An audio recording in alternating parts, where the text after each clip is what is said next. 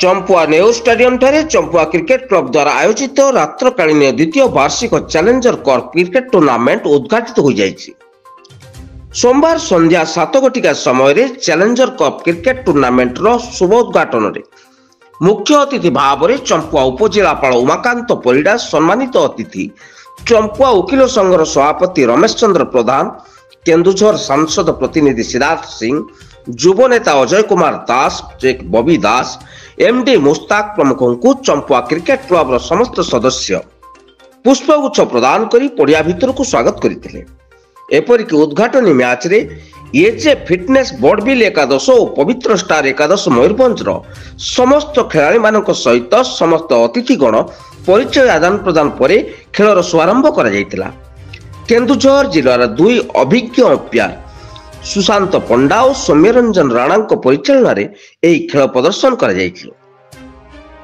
प्रथमे एजे फिटनेस एकादश टॉस जीति 8 ओवर विशिष्ट मैच रे बैटिंग आरंभ करी 94 रन लक्ष्य धार्य रखिथिला। पवित्र स्टार एकादश मयूरभंज 92 रन करि पारथिला, जहा फल एजे फिटनेस एकादश क्वार्टर फाइनल खेलिबा को विवेचित होईछि। उक्त खेलर फाइनल दिवस दिन चैंपियन दल 1 लाख नगद राशि सह ट्रॉफी और रनर्स दल को 70,000 टंका नगद राशि सह ट्रॉफी प्रदान करा जिवो बोली क्लब सभापति अरुणपति सूचना दैछन्ति।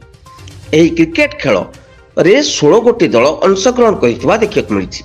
एही क्रिकेट खेल 7 तारिख रु आरंभ होई 12 तारिख रे शेष हेबाकू चंपुआ क्रिकेट क्लब रो सभापति अरुण कुमार पति, संपादक पवित्र कुमार नायक और क्लब रो समस्त सदस्य मानक द्वारा स्थिर करा जायछि।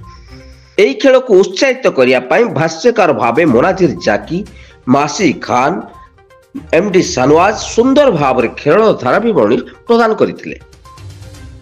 रात्रिकालीन क्रिकेट खेल देखा प्राय 3000 रु ऊर्ध्व खेल प्रेमी दर्शक उपस्थित रही यह खेल को उपभोग करथिले।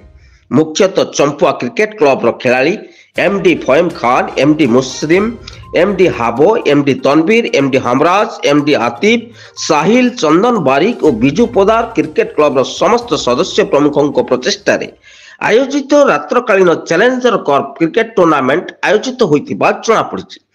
केन्दुझर चंपुआरू ममता सेनापति रिपोर्ट, जनता जिंदाबाद। क्रिकेट क्लब तरफ जो थर्ड लाइट नॉकआउट टूर्नामेंट आरंभ कराई जातीय स्तर रे एटा बहुत सुंदर चित्ताकर्षक मैच आरंभ होईची। मु एथिरे बहुत खुशी आशा करूची ये प्रोग्राम जो थर्ड लाइट रे नॉकआउट टूर्नामेंट होची आयोजक को बहुत धन्यवाद देबी।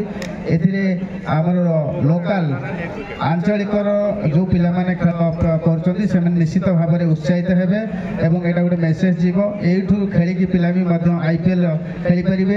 एटा गोटे सुंदर प्रयास मु आशा करी आयोजक टीम चंपुआ क्रिकेट क्लब यही जो प्रोग्राम अच्छी ए प्रोग्राम को आहरी आगो को नहुंतु एवं सबुठ खुशी कथा जे ये स्टेडियम को आहरी माने पुनर्करण करने रिनोवेशन करने बहुत पदक्षेप नि जाइछि। एथलेटिक एसोसिएशन गठन कर परवर्ती दिन मानक ये स्टेडियम को केमिति आहरी आगो को नब से आमे समस्ते सहयोग करवा।